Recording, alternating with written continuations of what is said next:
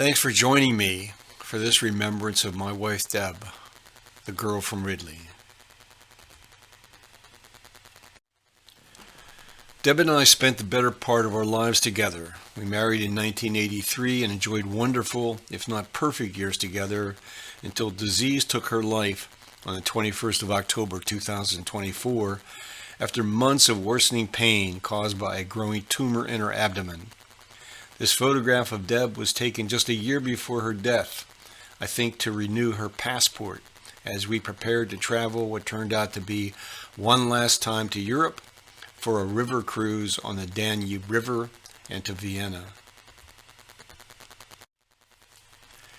Here is Deb with her father, Al Orth, when she was about 4 or 5 years old. She was born on the 1st of January 1953 at the Thomas M. Fitzgerald Mercy Hospital in Darby, Pennsylvania. Here she is just hours or days old with her mom Ruth and her dad Al.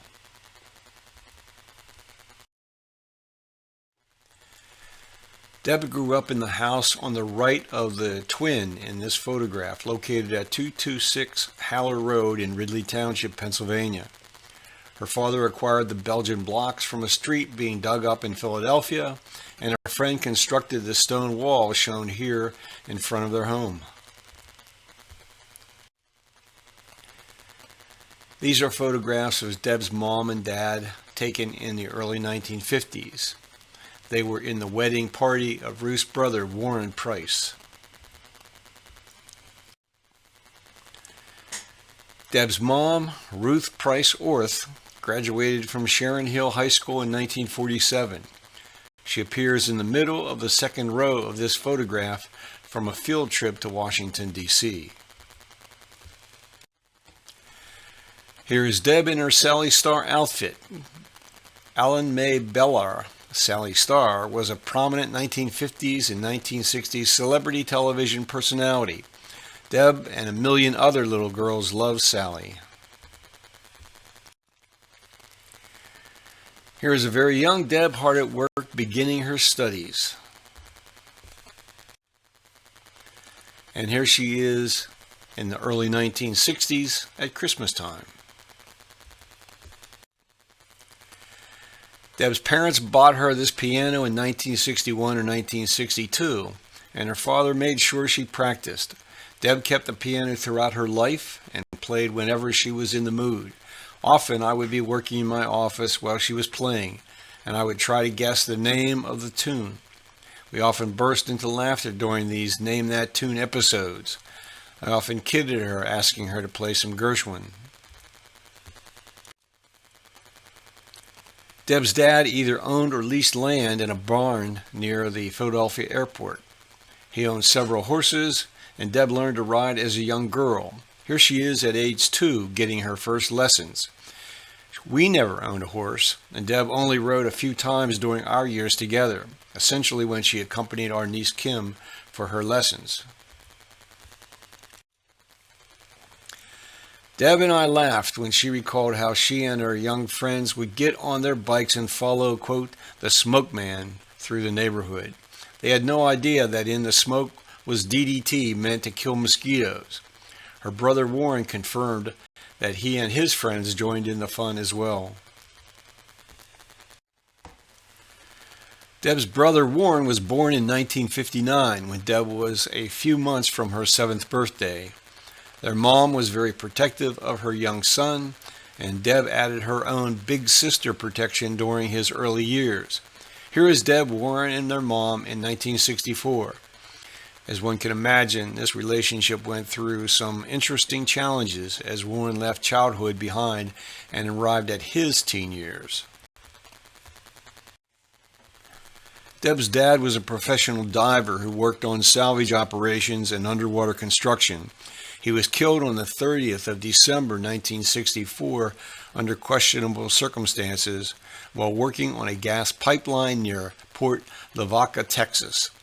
His death forced Deb to grow up much sooner than a child of her age was emotionally prepared for. These are photographs of her dad in 1957 in front of their home on Haller Road. And here is Deb in 1957 on her tricycle in the back of the family home. I found these two photographs from 1961. I'm not sure what the occasions were, but I was wondering what Deb was reading.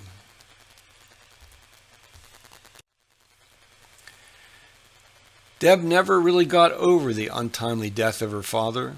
His death filled her with a deep sense of loss that sometimes erupted. This was particularly the case as she entered her early teen years. However, even as an adult, her anger was sometimes explosive. She could give you a look at those times that stopped you in your tracks.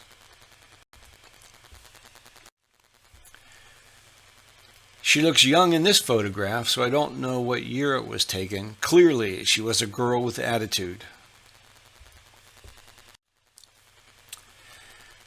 As Deb left her adolescent years behind her, she discovered boys, or rather, they discovered her. She shared many stories of these years with me. One of her boyfriends was a dedicated golfer, but also a serious gambler. Eventually, Deb had to get away from him, the same result occurring when other relations fell short of her expectations. I somehow survived, although I angered her on average 2 or 3 times every day.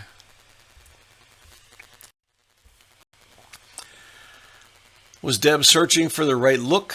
The bangs are gone in the 1968 photograph here. And for some reason, she decided the long hair was no longer for her in 1969. I was able to find no information of when or where this photograph was taken. I added it just because it shows Deb was still looking for the right hairstyle. Here's Deb with her grandmother. They always called her Mum. I'm guessing that this was in the late 1960s. Deb loved her Mum very much and tried to visit her as often as possible. And here's Deb in April of 1968. She was making an interesting fashion statement, I think. But hey, it was the late 1960s. And here she is, dressed and ready to attend her high school prom in 1968. In 1971, high school comes to an end, and Deb is ready to take on the world. She has let her hair grow long again. This photograph was taken in November 1971, probably at the family Thanksgiving gathering. I wonder, was she making a gesture with her right hand? After completing high school, Deb went to work at Fidelity Bank at Broad and Sansom Streets in Philadelphia. At Fidelity Bank, one of Deb's colleagues was Eileen Snyder. They became good friends as each of them went through both great and difficult times in their lives. And she began working on her undergraduate degree, majoring in accounting at PMC College, which a year later changed its name to Widener College. Here's Deb out having a meal somewhere. No details on who took the photograph or what the occasion might have been. Deb became Mrs. Kevin Brennan on the 2nd of February 1974. Just a few months later, Deb left Kevin and returned to her family home to live with her mother. Deb explained that she simply did not want to be married anymore. Here are several photographs from her wedding.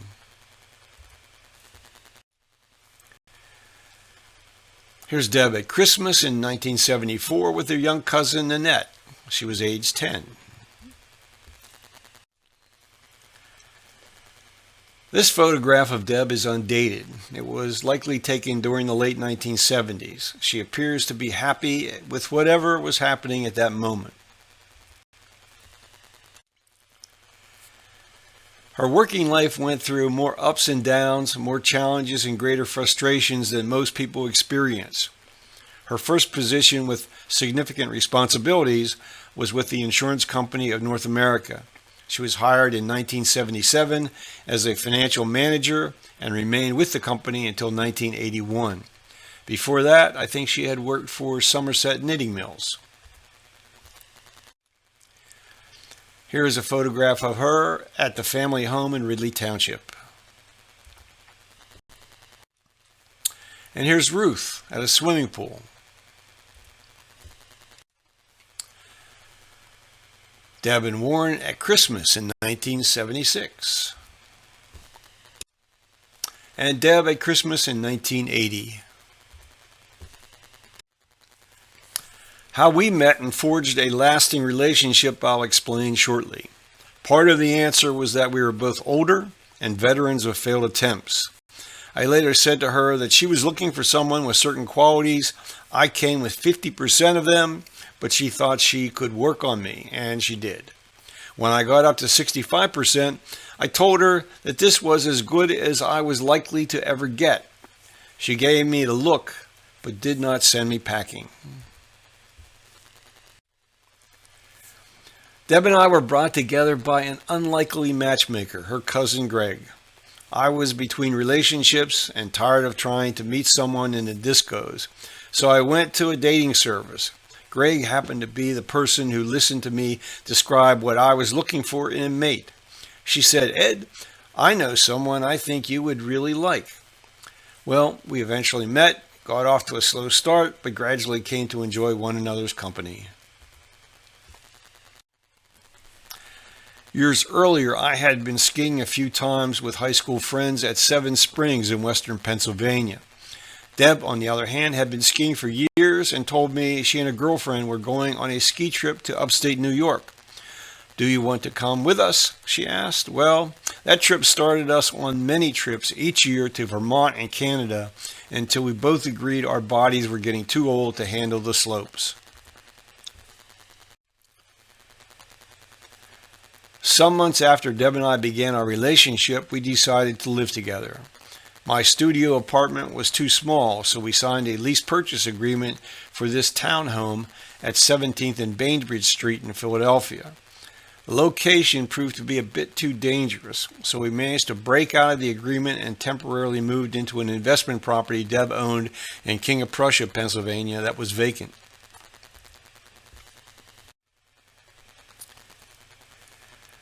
When Deb and I met, I had just become a volunteer member of the faculty of the Henry George School of Social Science, which had an extension in Philadelphia. I was now fully convinced that this 19th century political economist had the answers to our social and economic problems. Deb attended the course I was teaching that fall, but agreed to do so provided I did not call on her. Over the years, she said I put heavy pressure on her to come to my class and that she had to drop a graduate course to do so. I cannot imagine doing that, but maybe I did. Here she is in 1981 with Mama. And here we are with Warren at Mum's home in Darby, Pennsylvania. This may have been my first opportunity to meet Deb's extended family. In 1981, she became controller for the Philadelphia College of Art. It did not take very long before she realized the institution was in serious financial trouble. One of her most difficult assignments was to convince banks in the city that making loans to the college was an acceptable risk. She remained until mid-November 1983. The college's new vice president wrote, "In spite of the fine service and continued high performance that you have given to the college, our present financial difficulties preclude us from providing you with the salary appropriate to your position."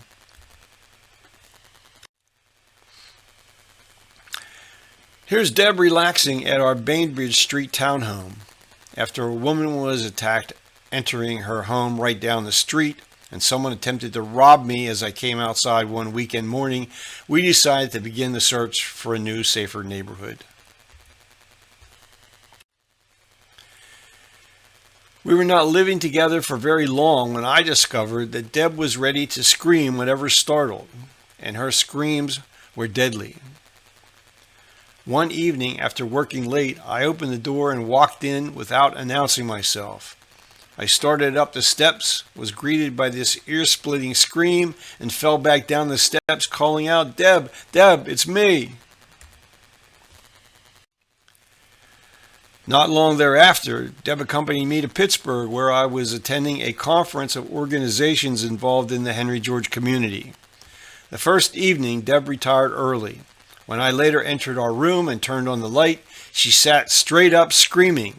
After a minute or two, the sound stopped, but her facial expression was frozen in scream mode. When it became the norm to track down your ancestry by DNA testing, I told Deb that if she had any American Indian blood in her, we would have to change her name to whatever in Indian meant "she screams a lot."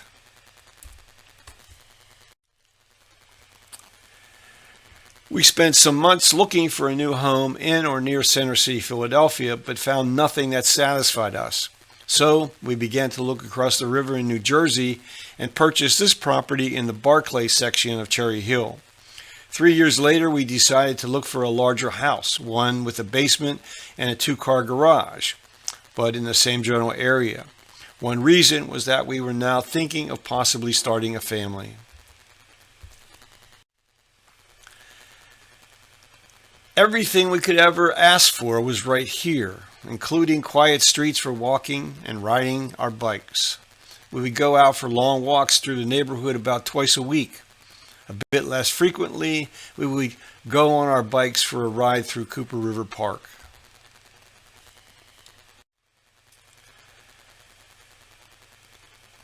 Here we are in December 1984 at Roos. I was still on the thin side as I continued to run regularly and compete mostly in 10,000-meter races. My competitive running would eventually end after knee surgery. Here is one of just 2 photographs taken of me competing. This one is from 1979. Here is Deb outside of Roos camper near the shore. I'm pretty certain of the years because we still had Deb's first Mazda 626. We sold that and purchased a new Toyota Camry in 1987. Well, here she is smiling in this photograph taken at the same time. Deb loved the shore, and once her working years ended in 2005, she made weekly trips to Sea Isle City to walk on the beach. This is Deb's photograph from the company brochure where she worked for a brief period in 1985. Her first day was May 1, and she resigned in September. I do not recall the circumstances.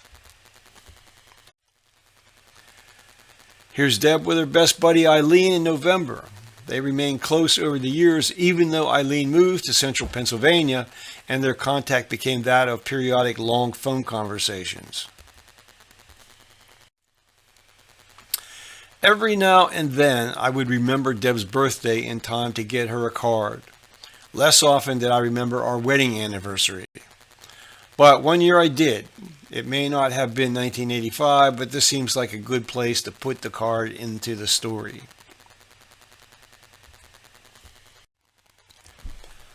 I'll take a minute or two and let you read the captions.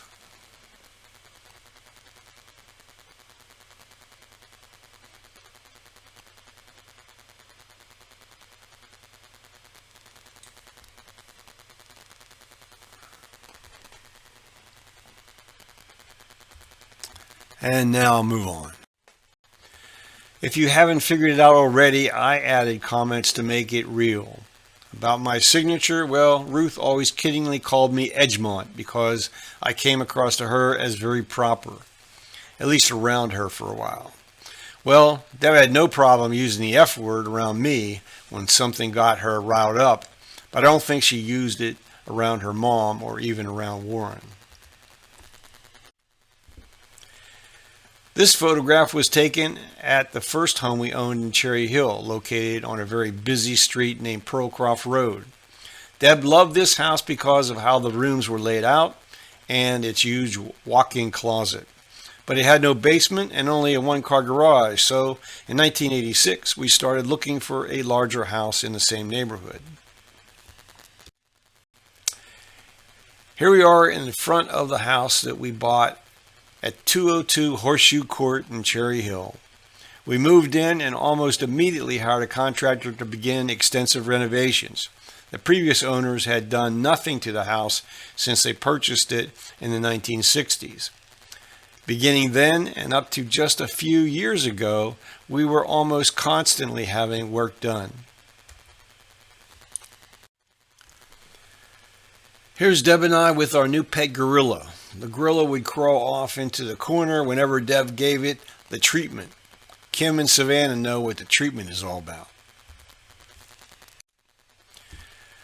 I wish we had kept better records of our travels. This looks like it may have been taken on a ship, but I am not sure. I have no recollection of where we might have traveled to in 1990. This photograph was taken in June, somewhere at some event where a dress was appropriate attire. And I have no idea of where we were when this photograph was taken. Perhaps we were at the shore visiting Deb's family in Sea City.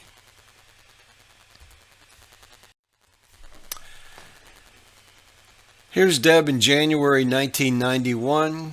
She is wearing my jacket. This was definitely taken in our home as I recognize the chair she is sitting on. Something seems to be bothering her. Most likely it was me. Here we are on a ski trip to the Laurentian Mountains north of Montreal, Canada. We're with our guide for the week, who took us all over the mountain for some of the most challenging skiing we had ever done. Deb was always relaxed and in high spirits when we were on the slopes.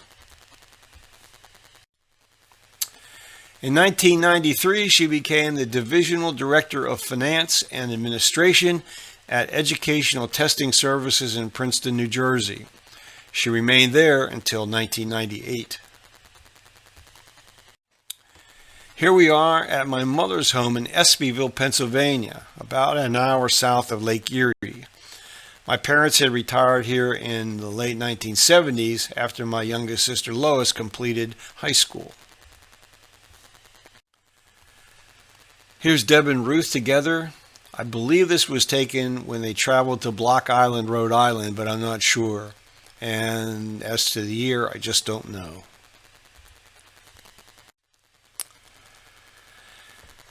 Deb and Ruth traveled with me to Fairhope, Alabama in 1994, where I participated in a conference discussing the history of this unique land trust community on Mobile Bay. Its founders were influenced by the teachings of Henry George. Deb and Ruth toured the region while I attended the conference sessions. They also made the trip in 1998 when I traveled to Portland, Oregon. More on that story in the next slide.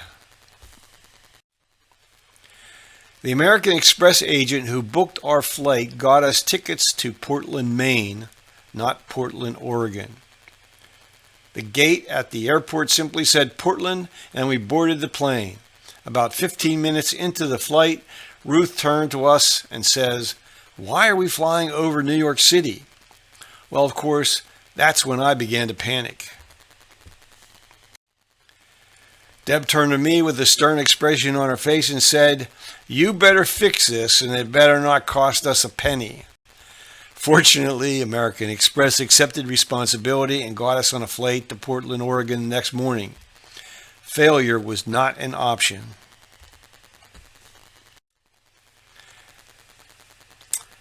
Here's Deb with Warren's really young daughter, Kim, born in February 1993. By now, it was pretty certain that we would not have children of our own, so Deb quite naturally did all she could to provide Kim with great experiences as she grew up.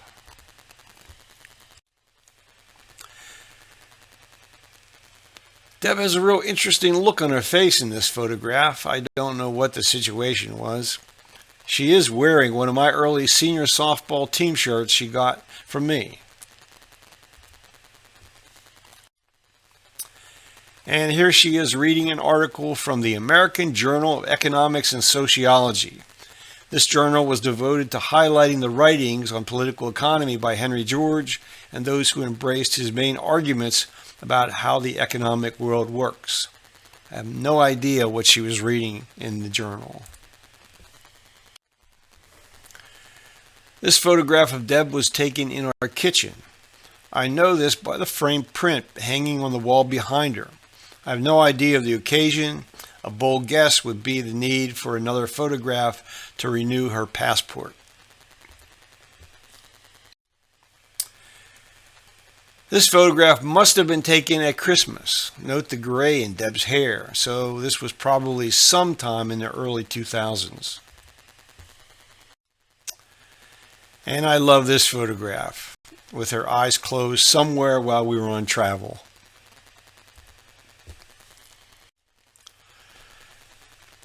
Here is an anniversary card I gave to Deb somewhere along the line. As I gained weight after knee problems kept me from daily runs, Deb took possession of my shirts, sweaters, and jackets that no longer fit me.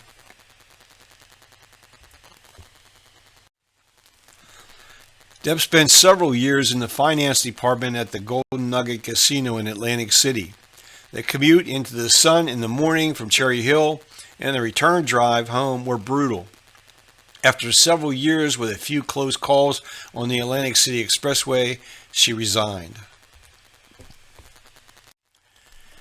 Here's Deb and I at Easter at Aunt Cheryl and Uncle Bill Keener's home in Sea Isle City. Because Deb and Cheryl were close in age, Deb always referred to her and to her other aunt, Ann, as her cousins. Deb's actual cousin, Billy, and Warren's daughter, Kim, are in the second photograph. After Deb's mom died in 2005, almost every year thereafter, we spent Christmas and Easter in Sea Isle with Deb's family. Here is Kim at, I think, the Camden Aquarium, although Deb might have taken her to Baltimore to see that city's aquarium. Another time they took a trip to Washington, D.C. and toured the Smithsonian Institute. Here's a photograph of Deb in 2000, most likely taken at our home.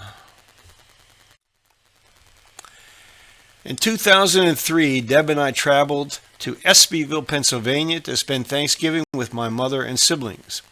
As we neared State College on Interstate 80, the plug for our oil pan fell out, our engine oil was drained, and at least one piston was destroyed. We limped into a garage that by some miracle was open, left the car there, and also by some miracle were able to rent a car for the remainder of the trip west. The garage owner said he would try to find a used engine for the Camry. He could not. The cost to tow the car back to New Jersey was more than the 16-year-old car was worth, so we signed it over to the garage owner and headed home. Not long thereafter, we purchased a new Toyota Camry, and 22 years later, it is still running strong and looking almost new, except for a dent in the left front fender Deb did not want to fix because it made it easier to find the car in a shopping center parking lot. As we started the new century, I started to realize just how much stuff I had accumulated, in particular a vinyl record album collection that had grown to around 4,000. Added to that were some 1,100 music CDs. I realized the time had come to put the music I wanted to keep on an external hard drive and get rid of the albums and the CDs. So I purchased a turntable and software that allowed the music to be recorded as it played. About a year later, I was finally ready to get rid of the albums. I called my brother Gary, who had, and sort of still has, a business buying and selling used and rare books, as well as vinyl albums. He came and took about 1,500 of the albums with him. Here is my brother at Christmas that year holding a photograph of the two of us as little kids. Well, I sold the rest of the albums to a local record CD store for $0.25 apiece. And now at least a good part of the basement was cleared out. In our basement as well was my huge personal library of well over 1,000 books, mostly on history and economics. Some I had acquired while working on my one book project, a 3-volume work titled The Discovery of First Principles, a project that resulted in almost no sales, unfortunately. Well, these 2 volumes were published in 2002. The 3rd volume I simply made available for free online. Deb patiently left me alone many evenings after work as I would come home and sit down at the computer for several hours writing, with books scattered all around me, trying to get my thoughts together and proceed with getting this book done and published. Beginning about 5 years ago, I began hauling bags of books over to our local library for its annual book sales. Fast forward to 2025, and I still have 500 plus books left to eventually go through before I move into smaller quarters and put this house up for sale. About a year later, I sold all the music CDs to someone for $1 a piece after copying them onto a huge external hard drive. So today, my library of music is about 19,000 songs strong and continues to grow. Everyone has their addiction. I have had mine, one that seems to linger on. Deb had her addiction as well. She never threw anything, and I mean anything, away and kept buying. A local charity has made several trips to our home the past 2 months to carry away donated clothing and other items. They're due to come for another trip very soon. Now, with all that music stored on an external hard drive, I decided to make my own music CDs, my favorite bands, my favorite songs. Before long, I had burned about 250 new CDs. I even burned a couple of CDs for Deb with her own favorites on them. She had plenty of her own CDs with classical music and musicals, and she kept about 20 from my collection. But on her Best of Rock CD I made for her were these songs. Beginning in 1995, I began a new position in Fannie Mae's Housing and Community Development Group. Deb and Kim joined me for a trip to Harrisburg, Pennsylvania for the announcement of a new initiative. Governor Ed Rendell stood between Deb and Kim for this photograph.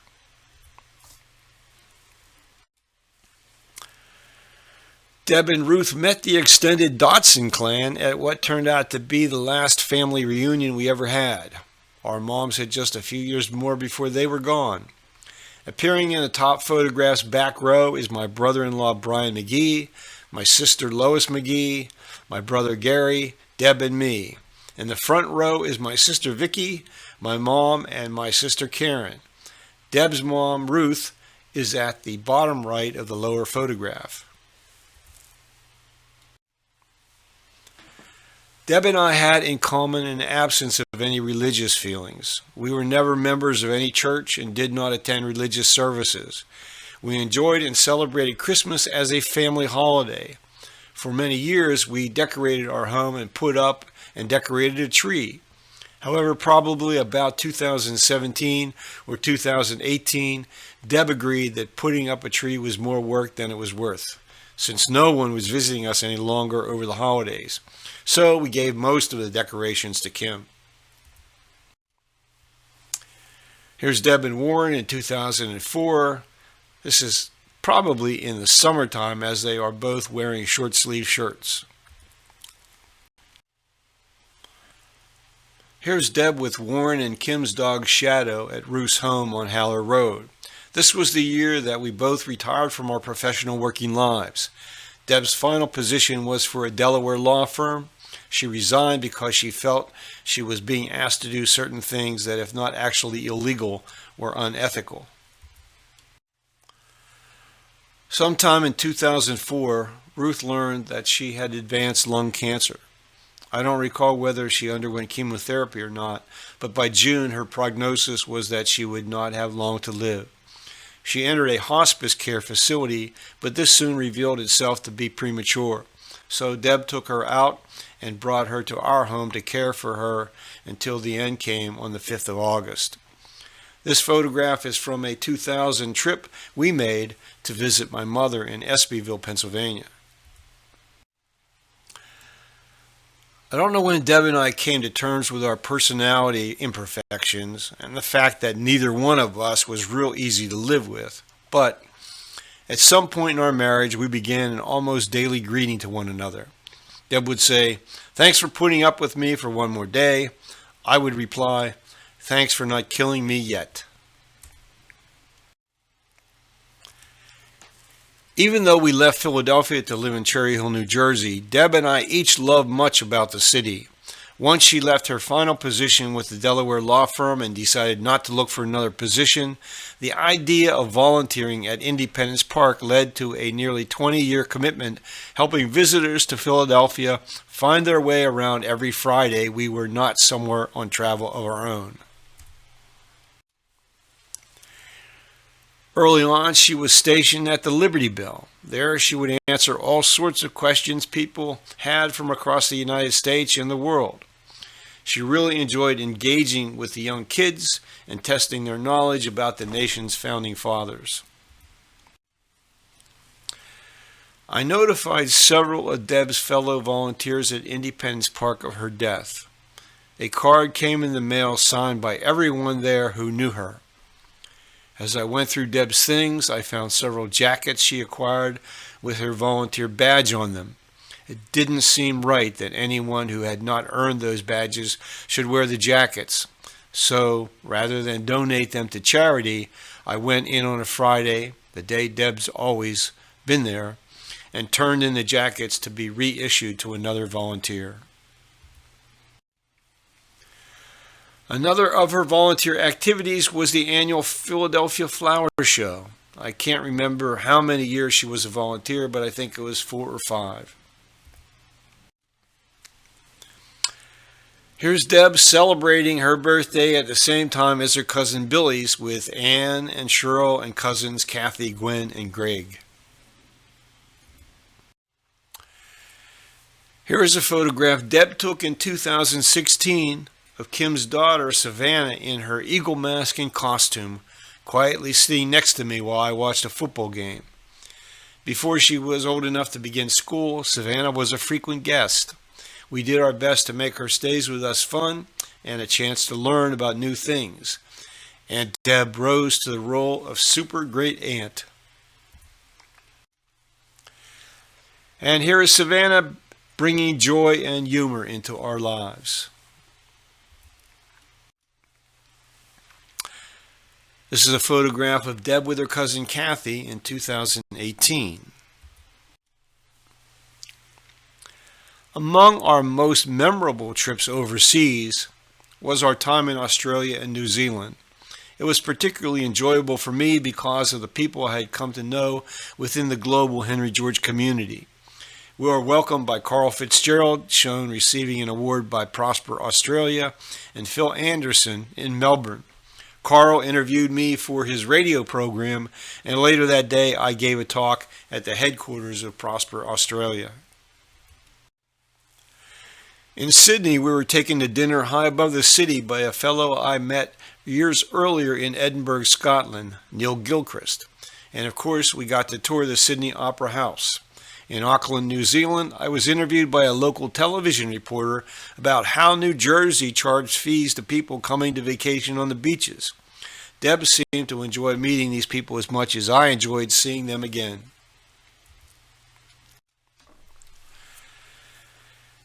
Deb always wanted to visit Alaska. The closest we got was British Columbia in Canada, including Vancouver Island, which we reached by taking a ferry from the city of Vancouver.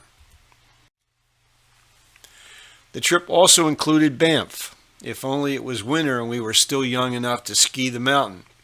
Traveling through the mountains by bus, the consequences of climate change were evident.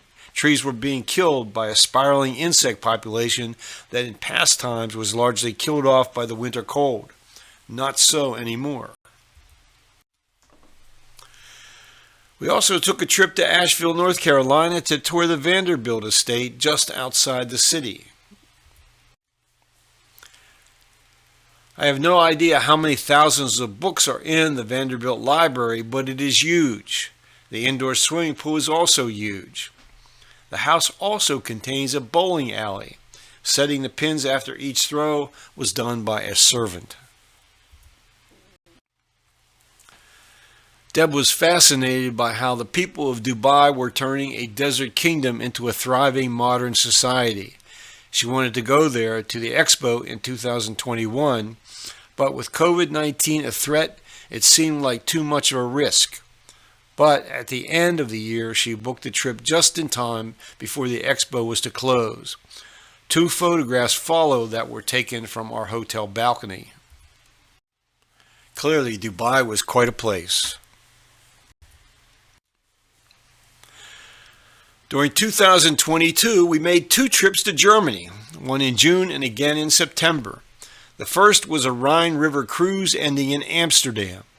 During the second trip, we traveled by bus and train from Berlin to Dresden and Frankfurt. A few photographs from Berlin follow, including one from inside the building that highlighted the communist era in East Berlin. Being there in Berlin was really an experience. Seeing how people had to deal with the catastrophic consequences of World War, followed by the Cold War.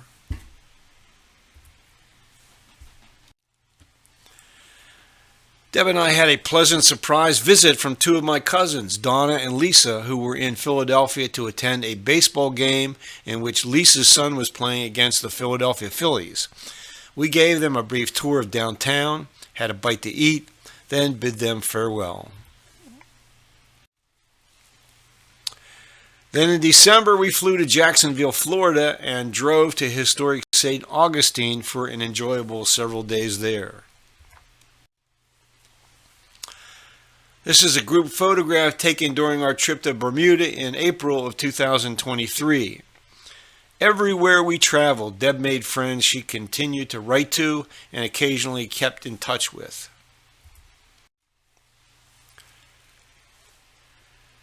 The July trip through the Great Lakes began in Toronto and ended in Duluth, Minnesota. One of the highlights, for me at least, was a tour of Lambeau Stadium in Green Bay, Wisconsin, where I yelled out, "Go Eagles!" We also spent time at the Rock and Roll Hall of Fame in Cleveland and toured Mackinac Island. Our next trip out of the country was to be to Japan, Taiwan, and Hong Kong. All was set and money paid, but Deb was not looking forward to the trip because at each port we would not be docked but would have to get on small vessels to be taken ashore. With just days before we were about to depart, however, Viking contacted us, advising that the trip was overbooked. If we would agree not to go, Viking would give us a free trip almost anywhere in the future. Deb jumped on it, and we were off the hook. Deb wanted to make at least one more trip to Europe, this time for a river cruise on the Danube to see Vienna, Austria. So she booked a trip for June, and we caught a flight to Germany, where we were supposed to begin the cruise. Unfortunately, heavy rains raised the river level too high for ships to get under bridges. So we were loaded onto a bus for a 3-hour ride through the Austrian mountains. Deb was already experiencing worsening back and stomach pain. The long bus ride made her feel even worse. And then on the ship, our room was directly above the ship's engine in the rear. The noise was unbearable. We had several hours to see something of Vienna while we were there, suffered through everything until Friday, then left the ship to stay in a hotel near the Vienna airport and flew home the next day with a connecting flight out of Dublin, Ireland. As soon as we were home, Deb made appointments with her doctors to try to get at the bottom of what was going on inside of her. Despite everything that was going on with her health, Deb wanted to find someone to make some needed repairs to the house. She found a handyman who came in to replace several light switches, hang up Venetian blinds in our bedroom, fix the lock on the front door, and one or two other things. One other repair to our electric garage door openers was on the list, and I have just recently had new openers installed. We learned the hard way that it was always best to keep me outside when I was using tools.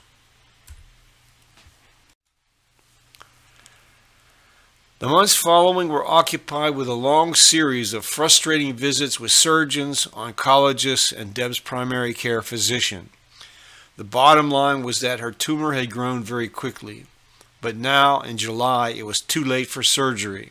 The tumor was attached to Deb's pancreas, and after a biopsy, chemotherapy was considered to have a low chance of success.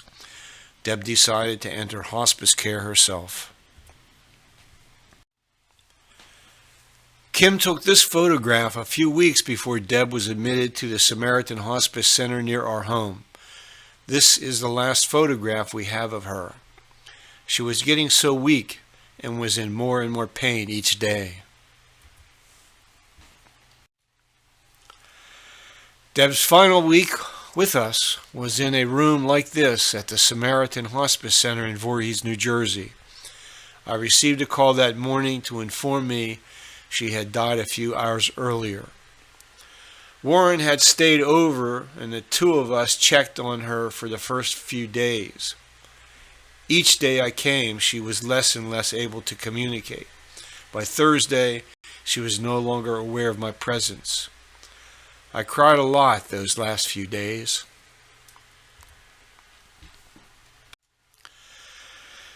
There is so much to try to remember about the 43 years we were together. There were all the memorable trips to Cuba, to Hawaii, to Australia and New Zealand, and to many of the historic sites we drove to.